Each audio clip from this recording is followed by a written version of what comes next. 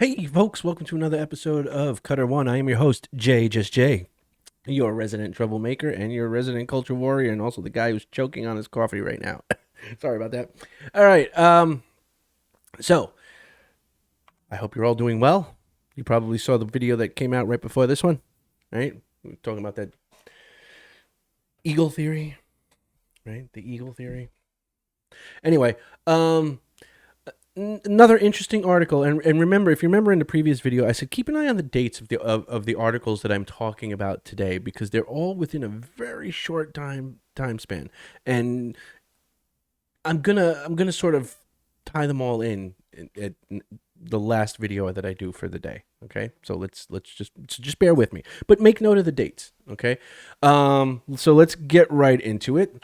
And this one is coming to us from the folks over at Screen Rant, and it was published 3 days ago. Okay, so when you guys are seeing this on the 17th, Tuesday, which means that this was published on the 14th, Saturday. Okay, and if you remember, the other article was also from the 14th or the 12th. Okay, why Tolkien canon is so easy to break in Rings of Power and in general. The Lord of the Rings of Power, has been criticized for its tendency to break J.R.R. Tolkien's canon, but these retcons are hard to avoid. The Lord of the Rings of Power, has been under fire from audiences for breaking the canon previously outlined by author J.R.R. Tolkien, but this is a hard to avoid faux pas with Tolkien's work.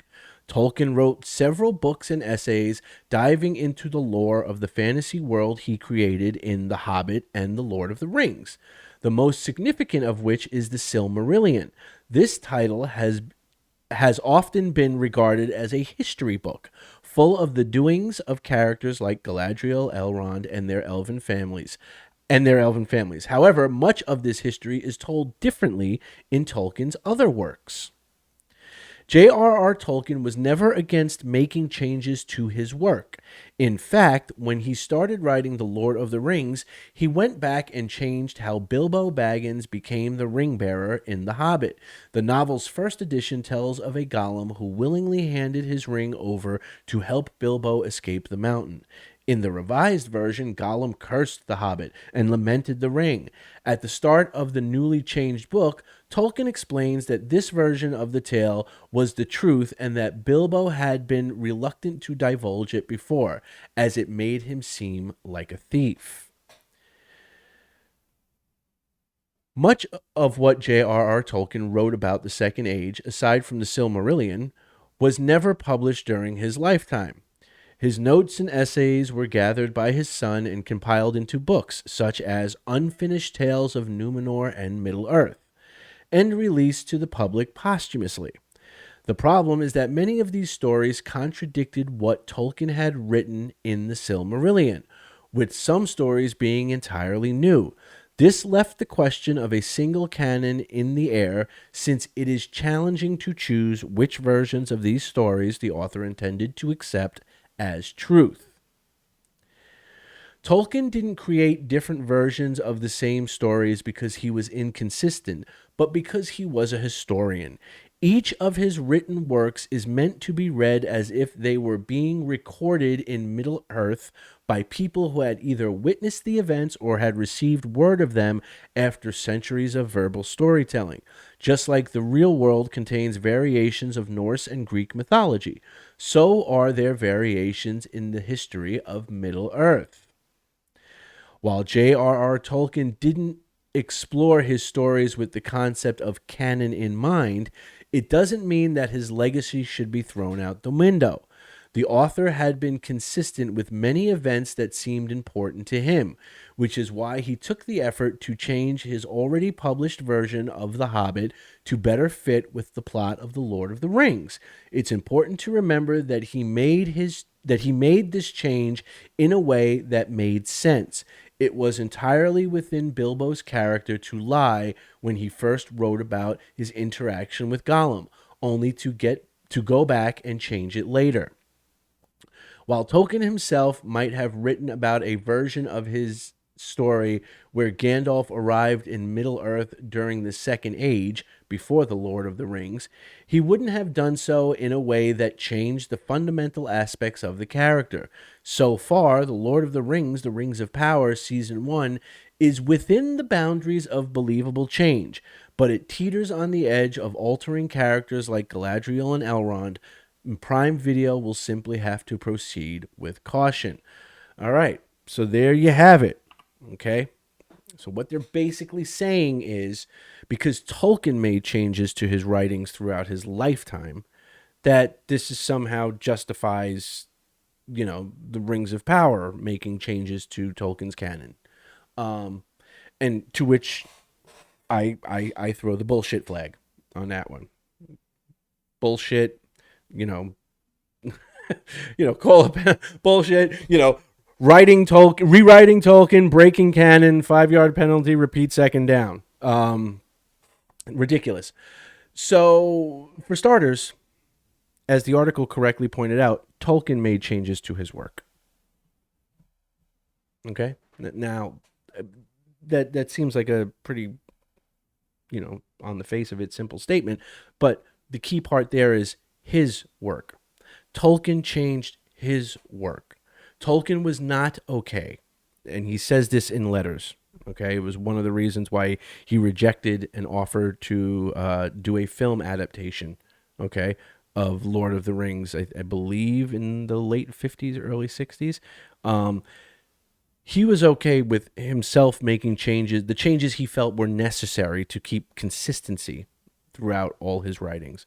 Okay, but he was not okay with somebody else coming in and changing his stuff. Okay, and in and of itself shuts down this entire argument for Rings of Power being okay to change and play fast and loose with the canon, right? Tolkien changing his own story and his own writings is far different than somebody coming along almost 70 years later, somewhere between 50 and 70 years later, and making changes that the author would probably not have approved of. Okay? So you can't make that, or I mean, that's a stretch to put it mildly, right? So saying that Tolkien changed sort of what, Bilbo's take on how he got the ring and his interactions with Gollum, that somehow translates to how Amazon completely upended Galadriel as a character, how Amazon completely upended Sauron as a character, or Isildur or Elendil, or Elrond, and how they've completely changed events and disregarded certain things, like, I don't know, the fact that Galadriel wasn't Xena the warrior princess, right? That those are all changes that Tolkien would have absolutely, had he been around, and they needed him to sign off on it, he absolutely would have told them to go fuck themselves. Probably not in that way, because he was a much more, well-spoken and polite gentleman, as compared to me, but he would have essentially told them no. And we know this because when he was approached to do a film adaptation, I believe it was in the late 50s, or early 60s. In essence, what his writing back was to say, no, I am not okay with this. I'm not going to approve you doing this. And here's why. And basically what he said was, because you're changing characters, you're missing the point of why characters were written certain ways, right? And that this article is doing the same thing in a way to justify Rings of Power doing just that. Changing characters, changing stories, changing fundamental aspects of Tolkien's work in order to make a more sellable product, right, for modern audiences. So, I mean, try as they might to say, oh, well, Tolkien was constantly making changes and tweaking his work. Therefore, you can't really say what's canon. No, for those of us that are fans of his work and that have get enjoyment from his work and have really bothered to take the time to read and try to understand the things and that he put into his work and the time and effort. No, he's pretty consistent. Yes, he has made plot line changes along the way, but even those generally come with an explanation. The one thing that this article does not point out, it doesn't mention the fact that yes, when Christopher Tolkien published a lot of Tolkien's unpublished writings, usually there are notes explaining why things were done, why changes were being made, why adjustments to timelines and stories were happening. Okay, it's not just because he felt like it needed to be changed. It would literally be a perfect example is a book I have back there on the shelf, Nature of Middle Earth. Okay, by Christopher Hofstadter.